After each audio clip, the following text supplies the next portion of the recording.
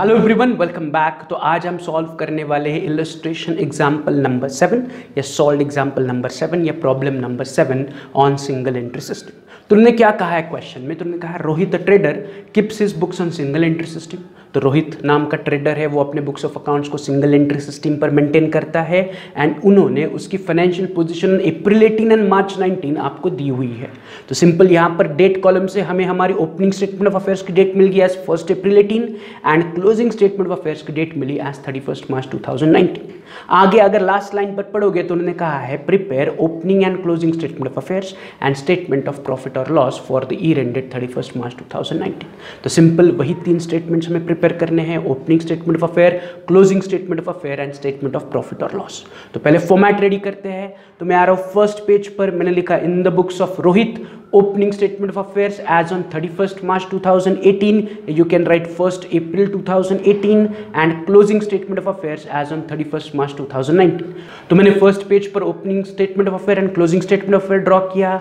मैं आ रहा हूँ ऑन द सेकंड पेज पर मैं एज यूजुअल ड्रॉ कर रहा हूँ स्टेटमेंट ऑफ प्रॉफिट और loss for the year ended 31 March 2019। तो हमारा फॉर्मेट रेडी हो गया। अब फॉर्मेट रेडी होने के बाद हम क्या करेंगे, जो हमारे पास अवेलेबल कॉलम्स है इनकी वैल्यूज को उठाएंगे and opening and closing statement of affair prepare करेंगे। बट ये काम अभी आपको इमीडिएटली खुद से करना है, इस पर मैं कोई डिस्कशन नहीं करूंगा। जो अवेलेबल आइटम है कैश से लेके फर्नीचर तक उन्हें उठाओ and opening and closing statement of affair में पोस्ट करो, फिर उन्हें बैलेंस करो and opening capital and closing capital find out करो। तो इमीडिएटली वीडियो को पॉज करो, opening capital closing capital find out करो। चलो तो फटाफट पॉज द वीडियो।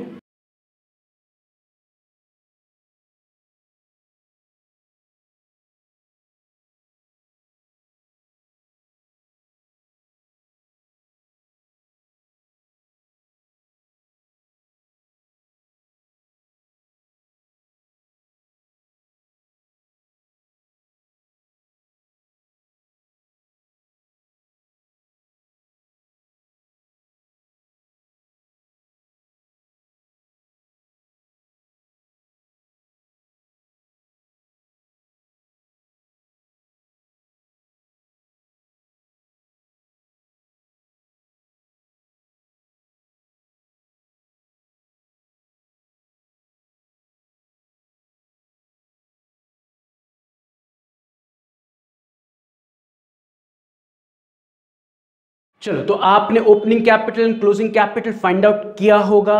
तो अगर आपको ओपनिंग कैपिटल मिला है तो opening capital has to be 1,22,000 and closing capital has to be 1,66,000। Simple, जो अवेलेबल वैल्यूज थी टेबल में मैंने उठाई एंड उसे ओपनिंग स्टेटमेंट ऑफ अफेयर्स में पोस्ट किया as assets and liabilities, closing statement of affair में पोस्ट किया एज एसेट्स एंड लायबिलिटीज, दोनों को बैलेंस किया। बैलेंस करने पर मुझे ओपनिंग स्टेटमेंट ऑफ अफेयर से ओपनिंग कैपिटल मिला 1,22,000, क्लोजिंग कैपिटल मिला 1,66,000। ये सबसे आसान सिंपल सा टास्क है।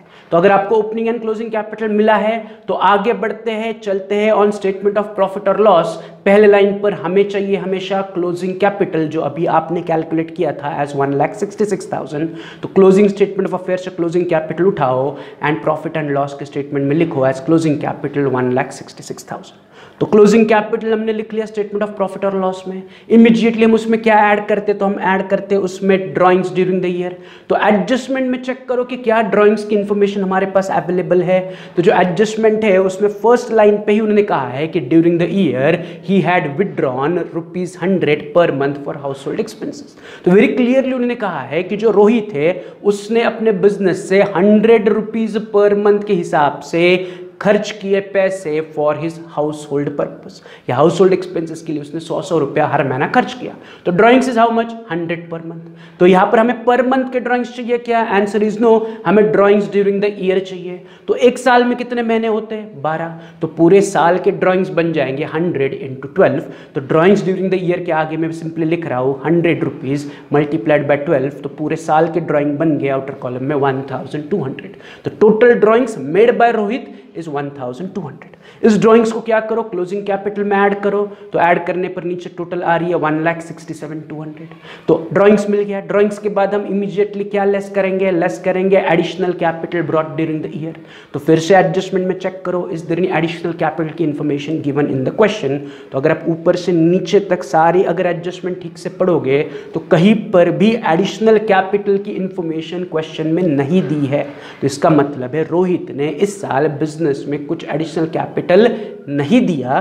तो यहां पर additional capital brought during the year की अमाउंट बन जाएगी ब्लैंक। तो मैं आगे लिख रहा हूं डैश कि there is no additional capital in the question, तो नो अमाउंट। तो अमाउंट के सामने में क्या लिख रहा हूं, अमाउंट कॉलम में क्या लिख रहा हूं, डैश, कि एडिशनल कैपिटल की इंफॉर्मेशन क्वेश्चन में अवेलेबल नहीं है। तो हम कहीं से अपने मन से एडिशनल कैपिटल लिख सकते हैं क्या, आंसर इज नो। तो सिंपली मैंने एडिशनल कैपिटल के सामने क्या लिखा, डैश। तो नीचे जो टोटल आएगी वो उतनी आएगी एज 1,67,200, जिसे हम सिंपली कहेंगे एडजस्टेड क्लोजिंग कैपिटल। तो मुझे एडजस्टेड क्लोजिंग कैपिटल मिला। इमीडिएटली उससे हम क्या सब्ट्रैक्ट करेंगे, ओपनिंग कैपिटल। तो ओपनिंग कैपिटल कहां पर है, तो ओपनिंग स्टेटमेंट ऑफ अफेयर्स में 1,22,000, उसको उठाओ, ओपनिंग कैपिटल के सामने लिखो ₹1,22,000। तो ओपनिंग कैपिटल को हमें एडजस्टेड क्लोजिंग कैपिटल से सब्ट्रैक्ट करना है। तो adjusted closing capital 1,67,200 minus opening capital 1,22,000, नीचे मेरा प्रॉफिट बिफोर एडजस्टमेंट आ रहा है 45,200। तो 45,200 is what, 45,200 is my profit before adjustment. तो मुझे प्रॉफिट बिफोर एडजस्टमेंट मिला। अब मुझे देखना पड़ेगा कि और कौन सी एडजस्टमेंट्स में दी है या क्वेश्चन में दी है, वो एक्सपेंस है बिजनेस के लिए या इनकम है बिजनेस के लिए, उसके हिसाब से मुझे स्टेटमेंट लिखना पड़ेगा। इनकम की एडजस्टमेंट्स को मैं इनकम कहूंगा, एक्सपेंसेस की एडजस्टमेंट को मैं एक्सपेंसेस एंड लॉसेस कहूंगा। तो चलते फिर से एडजस्टमेंट में। अगर आप देखोगे तो एडजस्टमेंट में बहुत सारी एडजस्टमेंट पेंडिंग है। लाइक बिल्डिंग को हमें डेप्रिसिएट करना है, फर्नीचर को डेप्रिसिएट करना है, डेटर्स से हमें बैड डेब्ट्स राइट ऑफ करने हैं, डेटर्स पर आरडीडी क्रिएट करना है, फिर हमें रिजर्व फॉर डिस्काउंट मेंटेन करना है ऑन डेटर्स, फिर हमें इंटरेस्ट ऑन कैपिटल चार्ज करना है 5%, फिर हमें इंटरेस्ट ऑन ड्राइंग्स चार्ज करना है 5%। So there are 7 adjustment still pending in the question. Depreciation on building, depreciation on furniture, debtors पर बैड डेब्ट्स है, डेटर्स पर आरडीडी है, डेटर्स पर डिस्काउंट है, फिर interest on capital and interest on drawings. तो इन सातों एडजस्टमेंट में से क्या कोई एडजस्टमेंट इनकम की है, तो आंसर इज यस। जो इंटरेस्ट ऑन ड्राइंग है that is always income of a business. Interest on drawing is always profit और गेन्स ऑफ द बिजनेस। तो ये बिजनेस का फायदा है। On the other hand depreciation on building, depreciation on furniture, bad debts, RDD, discount and interest on capital, ये सारी की सारी एडजस्टमेंट बिजनेस के लिए खर्चे की एडजस्टमेंट है। तो देयर आर टोटल 7 एडजस्टमेंट। इन 7 एडजस्टमेंट में से एक adjustment that is interest on drawing is a gain of a business. On the other hand बाकी की बची हुई adjustment are expenses of a business. तो मैं पहले क्या करूंगा, इनकम वाली adjustment that is interest on drawing वाली एडजस्टमेंट सॉल्व करूंगा। लेकिन उसे सॉल्व करके अपने स्टेटमेंट में लिखने से पहले मैं स्टेटमेंट में या स्टेटमेंट ऑफ प्रॉफिट और लॉस में एक स्टेटमेंट लिखूंगा as add income and gains during the year, क्योंकि जो ड्राइंग्स है that is income of a business, gain of a business. तो मुझे ड्राइंग की एडजस्टमेंट को इनकम एंड गेन्स के अंडर लिखना पड़ेगा and drawings that is interest on drawings को मुझे क्या करना पड़ेगा, प्रॉफिट बिफोर एडजस्टमेंट में ऐड करना पड़ेगा। फायदा होगा तो वो प्रॉफिट में ऐड होगा। तो हम सॉल्व करेंगे इंटरेस्ट ऑन ड्राइंग्स की एडजस्टमेंट। तो उन्होंने क्या कहा है, interest on drawings at 5%। Very simple, उन्होंने कहा है कि ड्राइंग्स पर 5% से इंटरेस्ट चार्ज करो। तो मुझे पता होना चाहिए कि हमारे ड्राइंग्स है कितने। तो यहां पर स्टेटमेंट में देखो drawings during the year is 1200। Very clearly हमने ऑलरेडी कैलकुलेट किए है कि मिस्टर रोहित ने इस साल 1200 रुपए के ड्राइंग्स किए हैं। तो इस 1200 रुपए पर हमें कितना इंटरेस्ट चार्ज करना है, 5% से चार्ज करना है। बट अगेन जब भी आप ड्राइंग्स पर इंटरेस्ट कैलकुलेट करोगे तो ड्राइंग्स की अगर हमारे पास डेट अवेलेबल नहीं है तो ड्राइंग्स पर हम हमेशा 6 मंथ्स का इंटरेस्ट चार्ज करेंगे।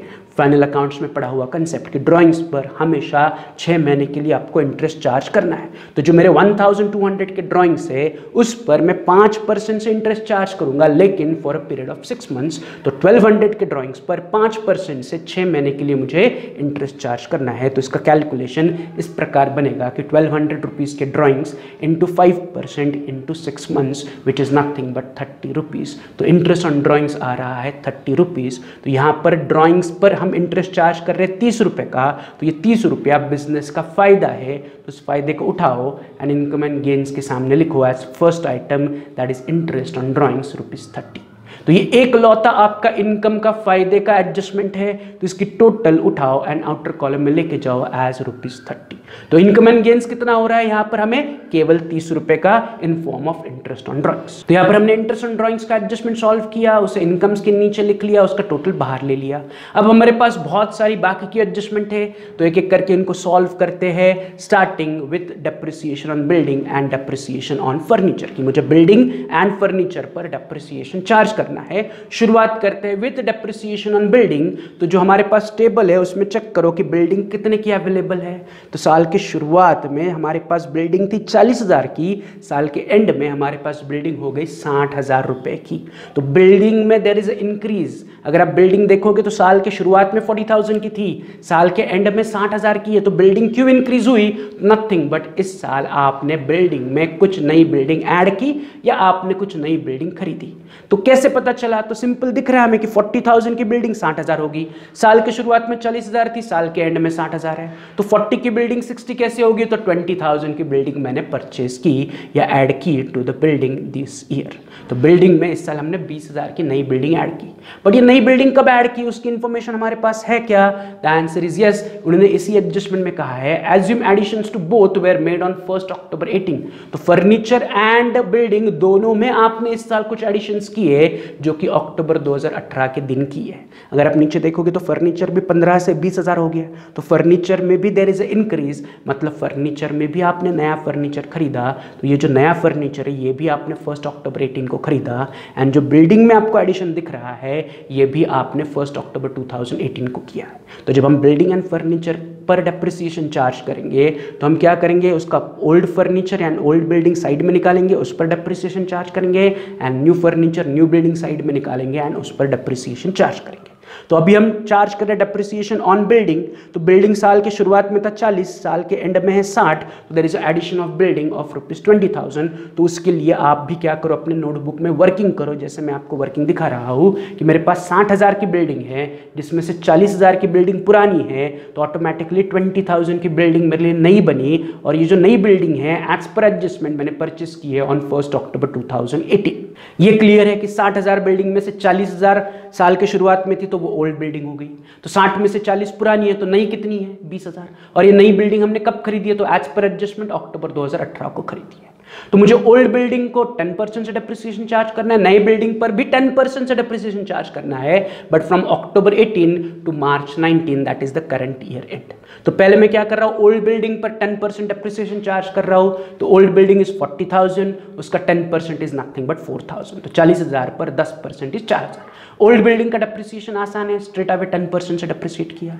But on the other hand नई बिल्डिंग मैंने अक्टूबर 18 में खरीदी है और हमारा करंट फाइनेंशियल ईयर एंड हो रहा है 31 मार्च 2019।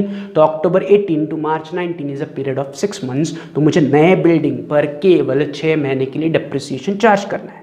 कितने परसेंट से, 10% से। तो नई बिल्डिंग है 20,000 की, उस पर 10% से 6 महीने के लिए मुझे डेप्रिसिएशन चार्ज करना है, विच इज नथिंग बट 20,000 की बिल्डिंग इंटू 10% इंटू 6 मंथ्स। 20,000 पर 10% से 6 महीने का आपका डेप्रिसिएशन बनेगा एज 1,000। सो नथिंग बट पुराने बिल्डिंग पर 4,000 डेप्रिसिएशन, नए बिल्डिंग पर 1,000 डेप्रिसिएशन। तो माई टोटल डेप्रिसिएशन इज ऑफ ₹5,000। कितना है मेरा टोटल डेप्रिसिएशन, 5,000। तो इन दोनों डेप्रिसिएशन को उठा के यानी कि 4,000 प्लस 1,000 को उठा के मेरा टोटल डेप्रिसिएशन हुआ 5,000। इस 5,000 के डेप्रिसिएशन को मुझे हमारे प्रॉफिट एंड लॉस के स्टेटमेंट में लिखना है अंडर एक्सपेंसेस, यस और नो। तो मैंने लिखा हुआ है less expenses and losses during the year. उसके नीचे मैं पहला स्टेटमेंट लिख रहा हूँ as depreciation on building ₹5,000। 4,000 plus 1,000 total depreciation on building is 5,000। तो बिल्डिंग को डेप्रिसिएट करने पर मेरा 5,000 का नुकसान हुआ। ये क्लियर है। तो बिल्डिंग का डेप्रिसिएशन आ गया। अब इसी एडजस्टमेंट में कहा है कि फर्नीचर को 12% से डेप्रिसिएट करो। तो फिर से हमारे टेबल में देखो, हमारे पास फर्नीचर अवेलेबल है साल के शुरुआत में 15,000, साल के एंड में 20,000। तो हमें क्लियरली दिख रहा है कि आपने इस साल फर्नीचर में 5,000 का फर्नीचर ऐड किया, जो कि ऐड किया है on 1 October 18 as per the adjustment. तो फिर से यहाँ पर हमें पुराना फर्नीचर नया फर्नीचर सेपरेट करके दोनों पर डेप्रिसिएशन चार्ज करना है। तो फिर से आप अपने नोटबुक में वर्किंग नोट दिखाओ लाइक दिस कि मेरे पास टोटल फर्नीचर है 20,000 का, जिसमें से पुराना फर्नीचर है 15,000। तो 20 में से अगर पुराना फर्नीचर 15 है तो ऑटोमेटिकली मेरे पास नया फर्नीचर बचेगा एज 5,000, जो कि हमने परचेस किया है ऑन 1 अक्टूबर 18। तो मुझे ओल्ड फर्नीचर को भी डेप्रिसिएट करना है 12% से, नए फर्नीचर को भी डेप्रिसिएट करना है 12% से। तो पहले मैं ओल्ड फर्नीचर को डेप्रिसिएट कर रहा हूँ, उस पर मंथ्स कैलकुलेशन करने की जरूरत नहीं है क्योंकि ओल्ड फर्नीचर साल के शुरुआत से लेकर साल के एंड तक पूरे साल हमने यूज़ किया। तो मैं ओल्ड फर्नीचर पर 15,000 पर 12% डेप्रिसिएशन चार्ज कर रहा हूँ, विच इज़ नथिंग बट ₹1800। तो ओल्ड फर्नीचर का depreciation is 1,800। On the other hand मेरे पास नया फर्नीचर है जो कि मैंने परचेस किया अक्टूबर 18 में एंड मेरा फाइनेंशियल ईयर एंड हो रहा है मार्च 19 में। तो October 18 to March 19 is nothing but a period of 6 months. तो मुझे नए फर्नीचर पर 6 महीने के लिए डेप्रिसिएशन चार्ज करना है। मेरा नया फर्नीचर है कितने का? 5,000 का। रेट ऑफ डेप्रिसिएशन कितना है? 12%। और कितने महीने के लिए डेप्रिसिएशन चार्ज करना है? 6 महीने के लिए। तो 5,000 के फर्नीचर पर 12% से 6 महीने के लिए मुझे डेप्रिसिएशन चार्ज करना है। तो उसका कैलकुलेशन दिखेगा 5,000 का फर्नीचर इंटू 12% इंटू 6 मंथ्स। तो 5,000 इंटू 12/100 इंटू 6/12 सॉल्व करोगे तो आपको आंसर मिलेगा एज 300 रुपीज़। तो नए फर्नीचर को मुझे 300 रुपये से डेप्रिसिएट करना है। तो एक तरफ मुझे ओल्ड फर्नीचर का डेप्रिसिएशन मिला 1800, दूसरी तरफ मुझे नए फर्नीचर का डेप्रिसिएशन मिला 300। तो दोनों डेप्रिसिएशन को ऐड करोगे तो टोटल डेप्रिसिएशन ऑन फर्नीचर आ रहा है 2100। तो इस फर्नीचर के डेप्रिसिएशन को उठा के हम एक्सपेंसेस के नीचे लिखेंगे एज डेप्रिसिएशन ऑन फर्नीचर ₹2100। 2100 कैसे? 1800 plus 300, total depreciation on furniture is 2100। Simple. तो इसके लिए वर्किंग नोट आपको कंप्लीट करनी है। तो हमने फर्नीचर को डेप्रिसिएट किया, बिल्डिंग को डेप्रिसिएट किया। अब आगे जो एडजस्टमेंट है उसमें उन्होंने क्या कहा है? तो उन्होंने कहा है कि डेटर्स पर 1000 बैड डेप्स प्रोवाइड करो, फिर डेटर्स पर 5% से आरडीडी क्रिएट करो एंड फिर डेटर्स पर 2% से डिस्काउंट का लिए या डिस्काउंट के लिए रिजर्व क्रिएट करो। तो यहाँ पर डेटर्स पर 3 एडजस्टमेंट है। तो ये तीनों एडजस्टमेंट को हमें सॉल्व करना पड़ेगा। और ये तीनों एडजस्टमेंट हमारे लिए है क्या? ये तीनों एडजस्टमेंट हमारे लिए लॉस है। बैड डेप्स भी लॉस है, आरडीडी भी लॉस है and discount on debtor is also loss. तो ऑन व्हाट? तो हमें बैड डेप्स डेटर्स पर क्रिएट करने हैं, आरडीडी भी डेटर्स पर क्रिएट करनी है, डिस्काउंट भी डेटर्स पर क्रिएट करना है।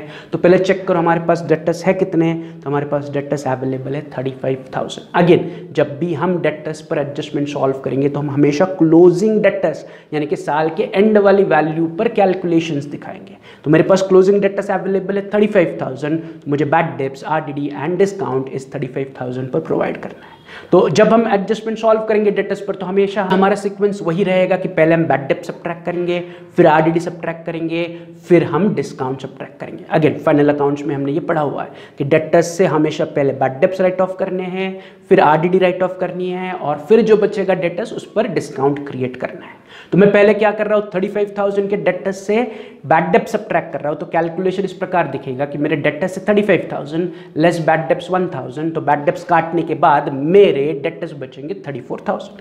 ये जो आपको दिख रहा है ये आप साइड बाय साइड क्या कर सकते हो? वर्किंग नोट में दिखा सकते हो कि डेटर्स 35,000 है, लेस बैड डेप्ट्स 1,000, तो डेटर्स बचे 34,000। अब जो बैड डेप्ट्स हमने डेटर्स से सब्ट्रैक्ट किया, बैड डेप्ट्स हमारे लिए नुकसान है, तो उस बैड डेप्ट्स को उठा के मुझे खर्चे में लिखना है। मुझे जो बचे हुए डेटर्स है उसे खर्चे में नहीं लिखना है, मुझे खर्चे में क्या लिखना है? Bad debts. कि डेटर्स से हमने बैड डेप्ट्स सब्ट्रैक्ट किए, bad debts is our loss, तो बैड डेप्ट्स को उठा के मैं खर्चे में लिख रहा हूँ as item number 3 bad debts ₹1,000। कि बैड डेप्ट्स हुआ 1,000 का जो मेरे लिए खर्चा है, तो मैंने बैड डेप्ट्स को खर्चे में लिख लिया। राइट। तो यहाँ पर जो एडजस्टमेंट थी डेटर्स पर बैड डेप्ट्स प्रोवाइड करना था वो हो गया। बट आगे और भी एडजस्टमेंट है जिसमें उन्होंने कहा है कि आरडीडी क्रिएट करो ऑन 5% ऑन डेटर्स। तो अब मेरे पास अवेलेबल डेटर्स कितने हैं? 34,000। तो मुझे 34,000 का 5% आरडीडी क्रिएट करना है। तो 34,000 का 5% इज नथिंग बट 1,700। तो मुझे डेटर्स पर 1,700 का आरडीडी क्रिएट करना है। तो मैं नेक्स्ट लाइन पर वर्किंग नोट में लिख रहा हूँ एज माइनस आरडीडी 700। तो 34,000 पर 5% बना 1700, 34,000 माइनस 1700, नीचे आप डेटर्स बच रहे 32,300 कि आरडीडी की वजह से 1700 रुपए का नुकसान हो रहा है। तो यहां पर नुकसान कितना है, तो 1700।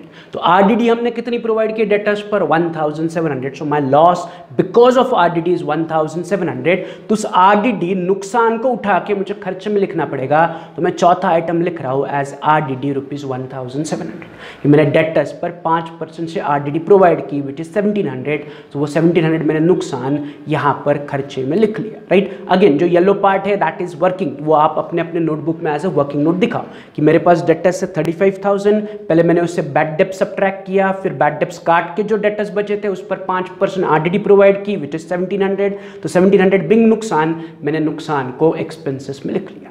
अब क्या बचता है, अब लास्ट पार्ट बचता है डेटर्स का, जिसमें उन्होंने कहा है कि 2% डिस्काउंट प्रोवाइड करो ऑन डेटर्स। तो अब डेटर्स मतलब कौन से डेटर्स, तो जो बचे हुए डेटर्स है after subtraction of RDD which is 32,300। तो आपको जो 2% डिस्काउंट है वो 32,300 पर मेंटेन करना है। तो 32,300 का 2% इज नथिंग बट 646। 32,300 का 2% इज 646। तो 646 को मैं सब्ट्रैक्ट कर रहा हूं as reserve for discount rupees 646। तो अब फाइनली आपके डेटर्स बचे एज 31,654। तो जो डेटर्स अब फाइनली आपके पास बचे हैं वो है 31,654। तो आई एम नॉट इंटरेस्टेड कि डेटर्स कितने बचे, आई एम इंटरेस्टेड कि अभी एडजस्टमेंट के हिसाब से हमने डेटर्स से क्या सब्ट्रैक्ट किया, रिजर्व फॉर डिस्काउंट। तो reserve for discount is again our loss क्योंकि डेटर्स कम हो रहे हैं, बैड डेब्ट्स भी हमारे लॉस है क्योंकि डेटर्स कम हुए, डेटर बिंग एसेट, एसेट अगर कम होती है तो हमारे लिए लॉस है, आरडीडी भी हमारे लिए लॉस है, reserve for discount on debtors भी हमारे लिए लॉस है। तो रिजर्व फॉर डिस्काउंट 646 हमारा लॉस है, तो उसको उठा के मैं फिर से खर्चे में लिख रहा हूँ एज पांचवा item reserve for discount on debtors rupees 646। तो ये क्लियर है। तो यहाँ पर हमने डेटर्स के तीनों एडजस्टमेंट सॉल्व किए कि पहले मैंने डेटर्स से बैड डेब्ट सब्ट्रैक्ट किए, फिर मैंने बचे हुए वैल्यू पर आरडीडी कैलकुलेट किया, उसे सब्ट्रैक्ट किया, फिर बचे हुए वैल्यू पर मैंने रिजर्व फॉर डिस्काउंट कैलकुलेट किया, उसे सब्ट्रैक्ट किया, और इन तीनों लॉसेस को that is bad debts, RDD and reserve for discount को मैंने उठा के खर्चे में लिख लिया। तो यहाँ पर हमारे RDD, bad debts and reserve for discount की एडजस्टमेंट कंप्लीट हुई। अब जो लास्ट एडजस्टमेंट बची है that is allow interest on capital, उसे सॉल्व करते हैं। तो जब भी आप इंटरेस्ट ऑन कैपिटल सॉल्व करोगे तो मैंने आपको पहले भी कहा है कि interest on capital is always calculated on opening capital and on additional capital, कि इंटरेस्ट ऑन कैपिटल हमेशा आपको कैलकुलेट करना है ओपनिंग कैपिटल पर भी एंड एडिशनल कैपिटल पर भी। तो पहले हम चेक करते कि हमारे पास ओपनिंग कैपिटल कितना है। तो ओपनिंग कैपिटल हमारे पास है 1,22,000। तो इस 1,22,000 पर मुझे कितना इंटरेस्ट चार्ज करना है, 5%। तो 1,22,000 का 5% इज नथिंग बट 6,100। तो ओपनिंग कैपिटल पर इंटरेस्ट बना 6,100। साथ ही साथ मुझे एडिशनल कैपिटल पर भी इंटरेस्ट चार्ज करना है। तो हमारे प्रॉफिट और लॉस के स्टेटमेंट में देखो कि is there any additional capital brought during the year, तो अमाउंट में डैश है, मतलब there is no additional capital, मतलब एडिशनल कैपिटल पर इंटरेस्ट कैलकुलेशन का सवाल ही नहीं आता। तो यहां पर केवल आपका इंटरेस्ट ऑन कैपिटल का कैलकुलेशन होगा on opening capital, being there is no additional capital, तो एडिशनल कैपिटल पर कोई इंटरेस्ट कैलकुलेशन नहीं होगा। Is this clear? तो सिंपल आपको सिर्फ किस पर इंटरेस्ट कैलकुलेट करना है, ऑन ओपनिंग कैपिटल, एंड ये जो इंटरेस्ट है यही आपका इंटरेस्ट ऑन कैपिटल का फाइनल आंसर है। तो इस इंटरेस्ट ऑन कैपिटल को उठा के हमें फिर से खर्चे में लिखना है, क्योंकि interest on capital is a loss of a business, क्योंकि बिजनेसमैन को इंटरेस्ट पे कर रहा है, तो it is loss of a business. उसको उठाओ एंड इंटरेस्ट ऑन कैपिटल करके 6th एंट्री करो एज इंटरेस्ट ऑन कैपिटल 6,100। तो ये हमारे 6 के 6 खर्चे आ गए। देयर वर टोटल 7 एडजस्टमेंट, उसमें से इंटरेस्ट ऑन ड्राइंग इनकम वाली एडजस्टमेंट थी, उसे मैंने इनकम्स में लिख लिया। बाकी के सारी एडजस्टमेंट खर्चे वाली थी, लॉस वाली थी, तो उन्हें मैंने खर्चे में लिख लिया। अब बस इन खर्चों का टोटल आउटर कॉलम में लेके जाओ विच इज रुपीज 16,546। 16,546 ये आपके खर्चे का टोटल आ रहा है। एंड अब फाइनली फाइनल आंसर कैलकुलेट करो कि आपका प्रॉफिट बिफोर एडजस्टमेंट था 45,200, उसमें इनकम ऐड करो 30 रुपीज़ एंड फिर उससे एक्सपेंसेस सब्ट्रैक्ट करो 16,546, तो आपको फाइनल आंसर मिल रहा है एज 28,684। कितना मिल रहा है? 28,684, जिसे हम कहेंगे net profit during the year. क्या कहेंगे, net profit during the year 28,684। तो ये बन गया हमारा फाइनल आंसर फॉर रोहित, कि रोहित का इस साल का प्रॉफिट है 28,684। इस क्वेश्चन को फिर से 2 बार रिवाइज करो।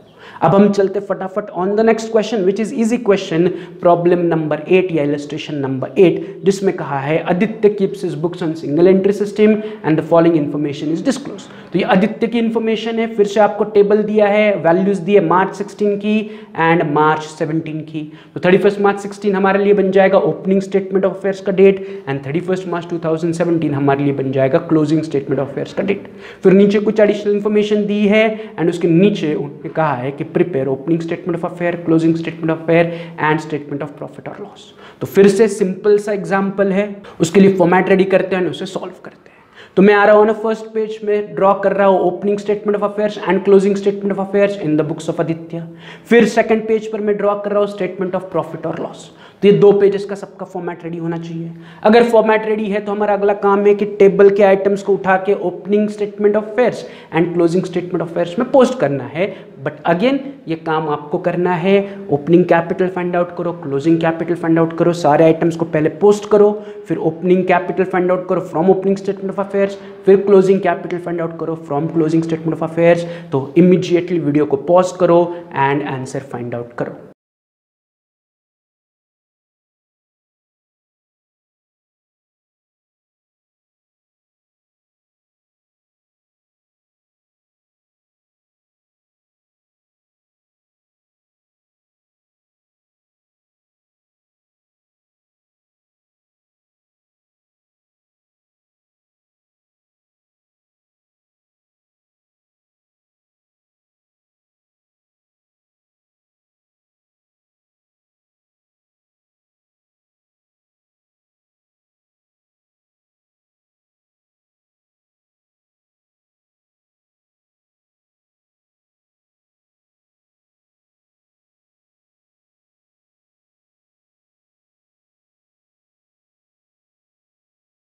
चलो, तो आई होप आपने opening capital and closing capital find out किया है।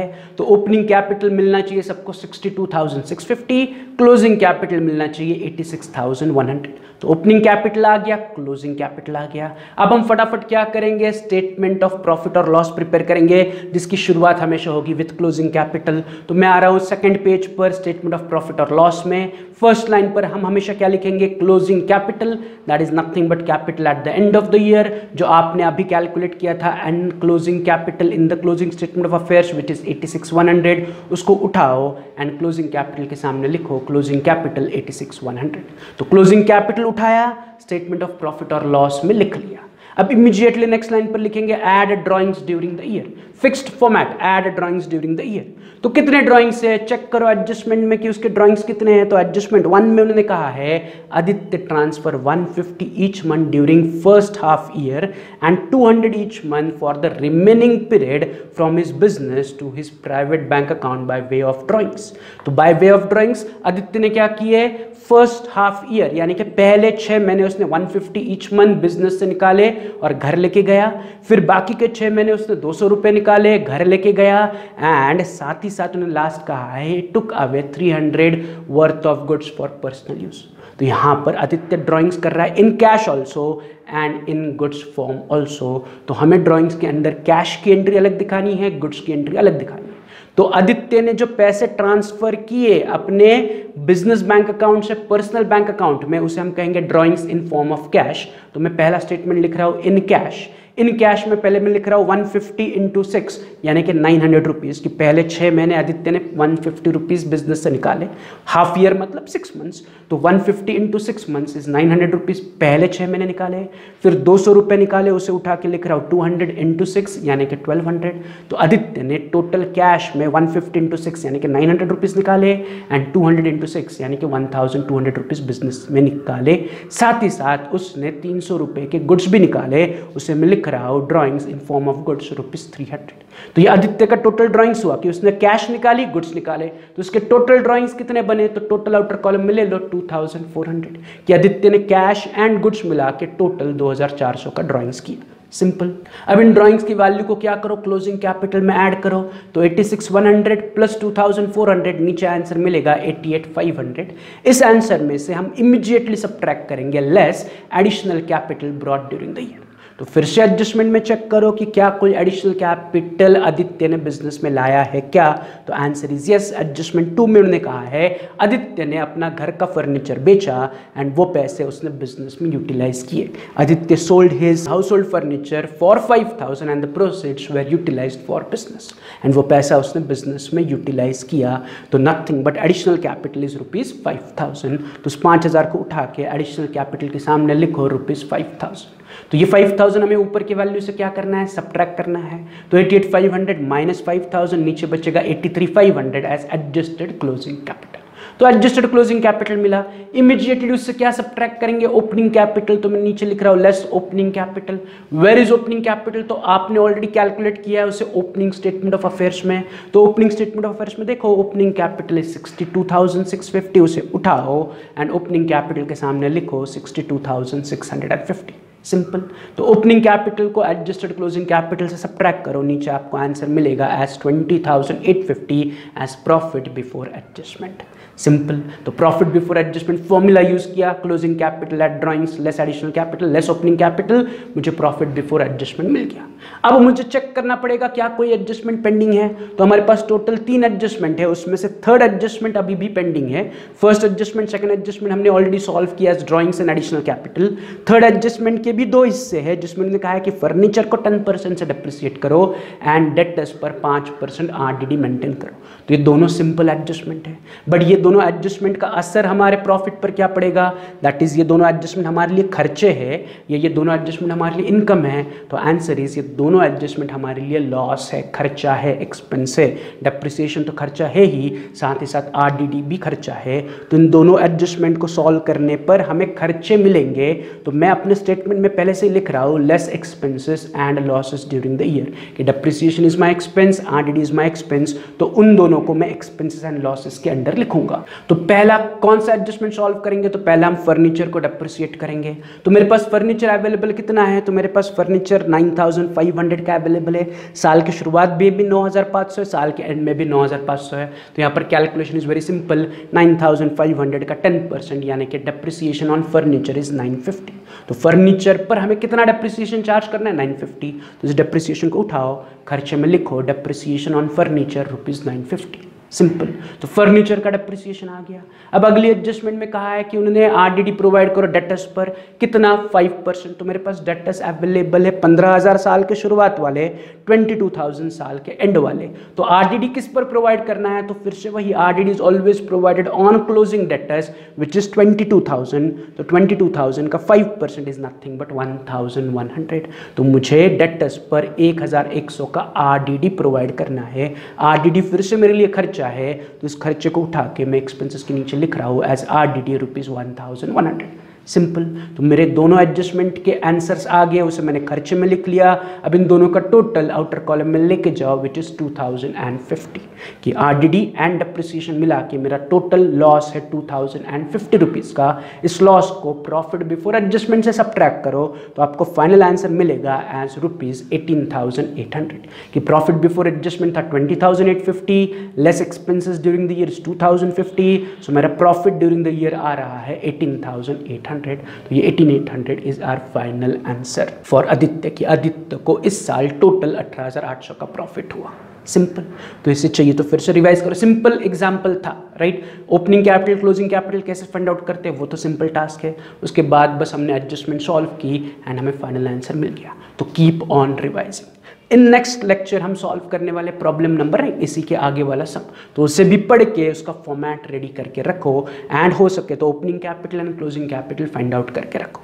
तो मिलते हैं कल हम सॉल्व करेंगे इलस्ट्रेशन 9। तब तक have a good day, see you, bye.